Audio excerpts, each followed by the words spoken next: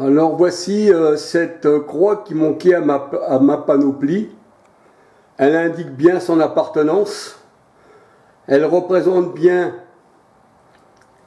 les sectes et le monde qu'il avait pondu autour du cou pendant la guerre.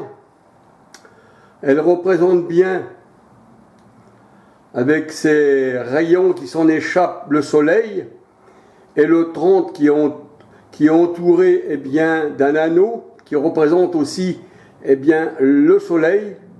Nous voyons que cette croix est vraiment le bois maudit qui nous est écrit dans la parole de Dieu. Cette croix-là ne donne que la mort. Seul Jésus-Christ donne la vie.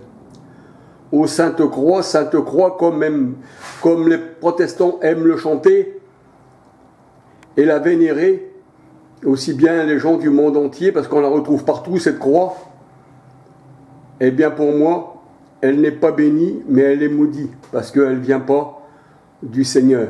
Le Seigneur a vaincu la croix, il a vaincu la mort, il a vaincu le soleil, il a vaincu la pyramide, il a vaincu l'Égypte.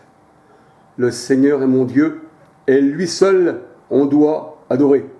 C'est écrit dans la parole du Seigneur, dans Jean 4, 23, 24, que les vrais adorateurs adorent Dieu en esprit et en vérité. C'est pas parce que nous avons une croix autour du cou, comme l'avaient les nazis pendant la guerre autour du cou, que nous sommes chrétiens. La parole de Dieu, elle dit, on reconnaîtra que vous êtes mes disciples à l'amour que vous avez les uns pour les autres, mais pas à une croix, à un objet de malédiction. Eh bien voilà, que le Seigneur vous bénisse et que le Seigneur vous garde.